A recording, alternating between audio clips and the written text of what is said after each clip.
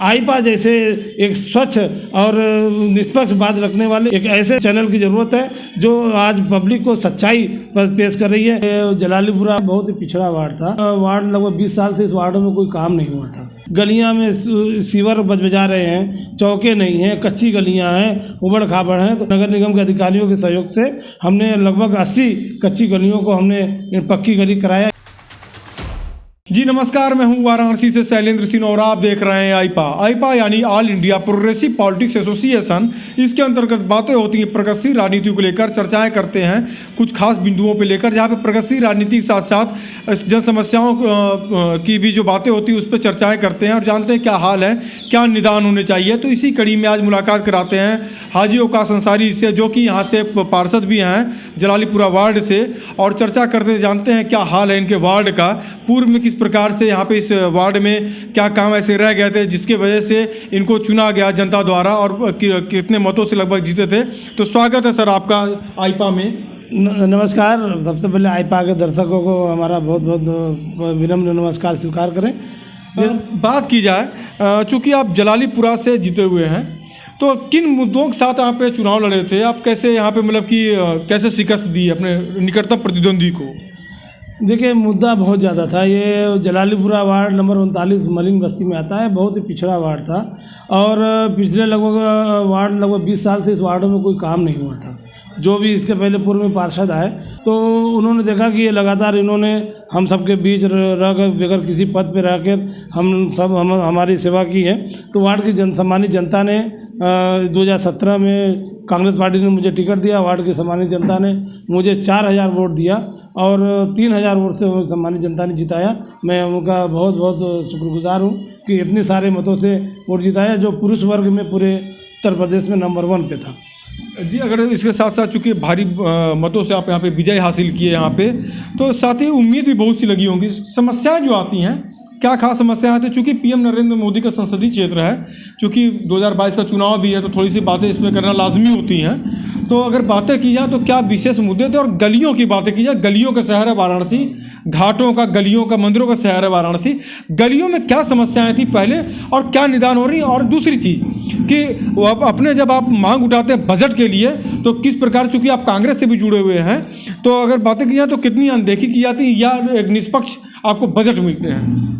नहीं, बहुत सही आपने सवाल उठाया था कि बनारस गलियों का शहर है। बनारस गलियां, और जैसा कि अभी माननीय मोदी जी दिखाए कि शिवपुर से लेके एयरपोर्ट तक एक रोड बनाया, उसको पूरे दुनिया में प्रोजेक्ट किया, लेकिन उन्होंने गलियों का कोई बनारस किसी गलियों का उन्होंने हाल नहीं दिखाया। गलियां में सीवर बजा रहे हैं, चौके नहीं हैं, कच्ची गलियां हैं, उबड़ खाबड़ हैं। तो मेरा वार्ड भी इसी तरह पर था। मेरे वार्ड में पहले 3 वार्ड हुआ करता था, जलालीपुरा, कच्ची बाग और पठानी टोला। लेकिन ये जब जलालीपुरा वार्ड था उसमें तो बाहर से तो वार्ड आते थे और वो चुन के जब जाते थे तो कभी इस वार्ड में झांकने तक नहीं आए। और मेरे वार्ड में लगभग सैकड़ों कच्ची गलियां थी। मैं जनता ने मुझे इस बार मौका दिया। मैं उन गलियों में जा के सबसे प्राथमिकता भी लिया जिस गलियों में कच्ची गलियां थी, जहाँ कुछ न चौके थे, न खड़ंजे, न इंटरलॉकिंग थी। मैंने उन सारी गलियों में सबसे पहले नगर निगम से संघर्ष करके, जबकि हम लोग विपक्ष के हैं, हमारी सुनवाई नहीं होती है, लेकिन किस तरह से जाकर संघर्ष कर नगर निगम के अधिकारियों से। हाँ, एक बात कहेंगे कि हमारी मेयर साहबा ने हम लोगों का हमारा साथ दिया और उनके सहयोग से और नगर निगम के अधिकारियों के सहयोग से हमने लगभग 80 कच्ची गलियों को हमने पक्की गली कराया, इंटरलॉकिंग को कराया। आज जनता उस पर आ जा रही है और अभी भी काम लगातार जारी है। जो पार्षद को कोटे का कार्य है, उस कार्य में जो गलियों में चौके चूहा पाल कर देते हैं, अंदर क्षतिग्रस्त हो जाते हैं और जलना दुश्वार हो जाता है। आए दिन बच्चे, औरतें, महिलाएं उसमें लड़खड़ा के गिरती है, चोटें लगती हैं। अब उस गलियों को दुरुस्त कराने में मेरा मिशन उसमें है और उसमें लगा हूँ। डार्क क्षेत्र है, डार्क जोन है, गलियों में अंधेरा है, अभी लाइटें नहीं मिल रही हैं, लेकिन लाइट की भी बहुत ज़रूरत है। जनता सबसे ज़्यादा लाइट मांगती है, क्योंकि रात में जब महिलाएं घर से जाती निकलती हैं तो उनके साथ अंधेरे का फ़ायदा उठाकर कुछ उचक्के टाइप को उनका छिड़कानी करते हैं। वो बहुत ज़रूरी है कि लाइट गलियों में होना बहुत ज़रूरी है। उसके लिए भी अभी काम करना है। बात की जाए वाराणसी में, चूँकि जिस क्षेत्र से हैं आप, ये बहुत महत्वपूर्ण क्षेत्र इसलिए हो जाता है कि यहाँ पे बुनकर जो हैं बहुत लंबे तादाद में, बहुत भारी मात्रा की तादाद में हैं। तो अगर बातें की जाए पूर्व की सरकारों में और वर्तमान जो 2017 और केंद्र की गवर्नमेंट जो है बीजेपी की, तो इसमें आप क्या अंतर देखते हैं, क्या नज़रिया देखते हैं? बनारसी साड़ी का उद्योग जो था यहाँ का, इंटरनेशनल स्तर पे एक अपनी पहचान बना चुका है, तो कितना जो आप अंतर देखते हैं? चूँकि आपकी चर्चाएं होती होंगी, बातें होती होंगी लोगों से, क्या इसमें निकल के आती समस्याएं, क्या निकल के आ रही हैं, और क्या वास्तव में समस्याएं हैं या इसका केवल हवा हवाई है?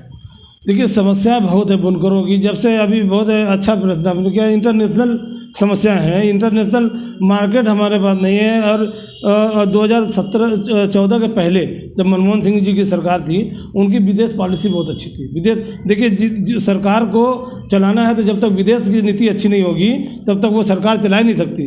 कांग्रेस की गवर्नमेंट में मनमोहन सिंह जी की विदेश नीति बहुत अच्छी थी, जब बुनकर उससे बहुत ही लाभान्वित हुए। बहुत अच्छा 10 साल 2004 से लेके 2014 तक बुनकर खुशहाल था, हर घर में कारोबार था और एक कमाने वाला था और 10 खाने वाले थे, कोई प्रॉब्लम नहीं था। आज इस सरकार की जो नीति है, इन्होंने विदेश नीति को इतना चौपट कर दिया कि आज मैं आपको इसमें बताना चाहता हूँ कि जब मनमोहन सिंह जी की सरकार थी तो वो जो बाहर जो जितना कपड़ा उत्पादन होता है हिंदुस्तान में, बनारस ले लीजिए, पूरे पूर्वांचल ले लीजिए, पूरे उत्तर प्रदेश ले लीजिए, महाराष्ट्र ले लीजिए, गुजरात ले लीजिए, चंडीगढ़ ले लीजिए, जो जितने भी कपड़े को उत्पादन होता है वो सब बायर आते थे, बाहर से, विदेश से बाहर आते थे, उन कपड़ों को ऑर्डर देते थे, कपड़ा यहाँ से विदेशों जाया करता था। उस वक्त मनमोहन सिंह जी की सरकार मात्र 2% बाहरों से एक्साइज ड्यूटी लिया करती थी, तो कपड़ा हिंदुस्तान का पूरी दुनिया में सप्लाई हुआ करता था और दुनिया में नंबर 1 कपड़ा सप्लायर हिंदुस्तान हुआ करता था। जैसे ये सरकार गई है, वर्तमान सरकार मोदी जी की सरकार आई, उन्होंने विदेश नीति को एकदम चौपट कर दिया और जो बाहर आते थे उनको एक्साइज ड्यूटी जो कांग्रेस की गवर्नमेंट 2% लेती थी, इन्होंने बढ़ाकर 12% कर दिया। और जितनी यहाँ के बायर आते थे वो बायर यहाँ से पलायन करके श्रीलंका, बांग्लादेश और पाकिस्तान चले गए। वही जो मनमोहन सिंह की नीति को उन्होंने अपनाया, 2% एक्साइज ड्यूटी दिया, बायरों को फैसिलिटी दी और वो बांग्लादेश, पाकिस्तान और श्रीलंका चले गए। एकमात्र छोटा सा बांग्लादेश जो कभी हमारे हिंदुस्तान के आगे टिकता नहीं था, आज दुनिया में नंबर 1 कपड़ा सप्लायर बन गया, सिर्फ हिंदुस्तान की इस मौजूदा सरकार की गलत नीतियों की वजह से। इसलिए बुनकर परेशान है, कपड़ा उत्पादन रखा हुआ है, घर में गाजे हुए हैं, उसको कोई लेने वाला कस्टमर नहीं आ रहा है। कितना हिंदुस्तान में कितना कपड़ा घूमेगा? इसी वजह से आज बुनकर बदहाल और परेशान है, बिजली की मार अलग है। इसके साथ साथ बातें की जाए, चूँकि 2022 का चुनाव है, जो स्वाभाविक सी बात है आपके ऊपर भी जिम्मेदारियां मिलेंगी, कांग्रेस कमेटी जो है आपको जिम्मेदारियां देंगी, किस प्रकार से जो है मुकाबला करेंगे आप यहाँ पे बीजेपी से? चूँकि बीजेपी ही यहाँ पे पूरी सीटों पे काबिज है, भगवा में हो चुकी यहाँ की सीटें जो हैं, एनडीए की पूरी यहाँ पे 8 की 8 जो हैं सब लोग सीटें बीजेपी की हैं, एनडीए से थी। तो अगर बातें की जाए तो कुछ जो जिम्मेदारियां मिलेंगी आपको, तो उसमें आप अपने क्षेत्र में किस प्रकार से, चूँकि ये एक नेतृत्व का चुनाव होगा, प्रदेश का नेतृत्व कौन करेगा, स्वाभाविक सी बातें हैं कि पार्षद का एक अलग चुनाव होता है, क्षेत्रीय मुद्दे होते हैं और स्टेट की कुछ और बातें होंगी, तो कैसे वोटों को अपने तरफ रिझाने का प्रयास करेंगे? चूँकि एक बातें किया तो आप अल्पसंख्यक से ताल्लुक़ रखते हैं और अल्पसंख्यक वोटों पे समाजवादी भी दावे कर रही है और उसने ये पूरा प्रयास किया है कि अल्पसंख्यक जो हमारे साथ हैं, दावे बीएसपी के भी हैं, अन्य दलों के हैं, तो कैसे किस प्रकार से आप इसको लाएंगे? देखिए, इतना मौका इन लोगों ने दे दिया है पिछले 5 साल में योगी जी ने कि हमें कुछ बताने की ज़रूरत नहीं। बनारस में 8 विधानसभा क्षेत्र सीट है, 8 में उनके विधायक हैं, मंत्री 4-4 मंत्री हैं और इन लोगों ने रह के बनारस का क्या कहते एकदम बंटाधार कर दिया, कोई काम नहीं, जनता से दूर, जनता को जिस तरह से इन्होंने अपने से दूर किया है, कोरोना काल से लेकर अब तक सारे चीज़ों में जनता को इन्होंने रुसवा किया है, तो जनता को इन लोगों ने खुद ही मौका दे दिया है, तो जनता ने अब मन बना लिया है। पिछले 32 साल तो कांग्रेस को इन्होंने देखा नहीं है, सपा को बार बार देखा, बसपा को बार बार देखा, भाजपा को बार बार देखा, लेकिन आज जब 32 साल का जो युवा है वो कभी कांग्रेस की सरकार को नहीं देखा, तो माननीय प्रियंका जी के नेतृत्व में आज वो मौका उनको देने जा रही है कि जिस तरह से इन सरकारों ने हमसे वोट तो लिया, हमारी भावना के साथ इन्होंने खिलवाड़ किया, लेकिन कांग्रेस ने सिर्फ देश को दिया ही दिया है, इसलिए मौका कांग्रेस देने जा रही है, कांग्रेस पार्टी को जनता देने जा रही है और बहुत मजबूती के साथ प्रियंका गांधी जी उत्तर प्रदेश में लड़ रही हैं और देश की जनता की बल पर लड़ रही है और जनता उनको पसंद कर रही है, इसलिए उन्होंने भी कह दिया कि जनता की पसंद है, अगर जनता मुझे चाहती है तो मैं मुख्यमंत्री पद के लिए मैं दावेदार हूँ और उन्होंने कल कह भी दिया है।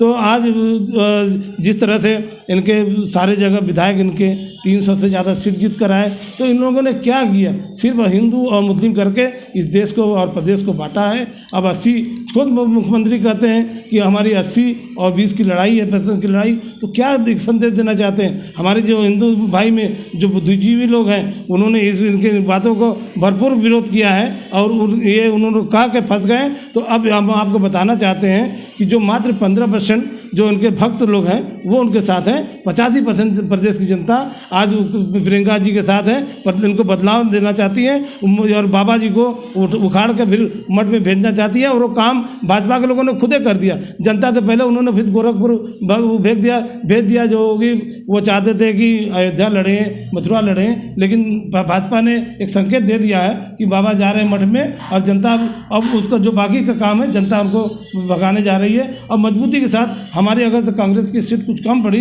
तो हम अपने सहयोगी पार्टियों से लेकर जो गठबंधन करके चुनाव के बाद हम जनता की सेवा करने जा रहे हैं। आईपा की मुहिम है जन जन तक पहुंचने की। हम लोग इसके अंतर्गत जो है जनप्रतिनिधियों के पास पहुंचते हैं, जन समस्याओं की बातें उठाते हैं। क्या कहेंगे आप इस मुहिम को? देखिए, जो हाँ आज जब जिस तरह से अडानी और अंबानी ने पूरी मीडिया को गोदी मीडिया बना दिया है, जो हमारा स्तंभ था, देश का चौथा स्तंभ हमारी मीडिया थी, उसको इन उद्योगपतियों ने एक बाजारू बना के रख दिया है गोदी मीडिया की तरह। आज उन पर जो यकीन नहीं करता था, आईपा जैसे एक स्वच्छ और निष्पक्ष बात रखने वाले एक ऐसे चैनल की ज़रूरत है जो आज पब्लिक को सच्चाई पर पेश कर रही है। आप जैसे लोगों ने सोशल मीडिया पे जो सच्चाई और जिस तरह के अब सर्वे आ रहे हैं उसमें दिखाया, कहीं से भी आप देख लीजिए। मैं आईपा के चैनल को मैं और बहुत बहुत बधाई देना चाहता हूँ कि आप जैसे चैनलों ने जो सर्वे दिखाया है। आज पंजाब में चुनाव है, पंजाब में बीजेपी की सफाया, मणिपुर में है वहाँ पे बीजेपी की सफाया, उत्तराखंड में है वहाँ बीजेपी की सफाया, गोवा में है वहाँ बीजेपी की सफाया, और उत्तर प्रदेश में जो इतना बड़ा प्रदेश है वहाँ भी सफाया। इन जैसे आईपा जैसे स्वच्छ ईमानदार चैनल की ने जो रिपोर्टिंग की है, मैं और जनता के बीच जाकर वो दिखा रही हैं, गोदी मीडिया की तरह नहीं। मैं बहुत बहुत बधाई और धन्यवाद देना चाहता हूँ आईपा को कि ऐसे लोग ऐसे चैनलों से आज जनता देखना चाह रही है कि हाँ हमें सच्चाई देखने को मिल रही है। तो आप थे हमारे साथ हाजिर ओकाश अंसारी जी, जिन्होंने बताया कि किस प्रकार से 2022 की रणनीति तैयार की जा रही है और उसके साथ साथ कैसे कामयाबी हासिल होगी, इस पे पूरी रणनीति तैयार हो चुकी है। वाराणसी से शैलेंद्र सिंह, आईपा।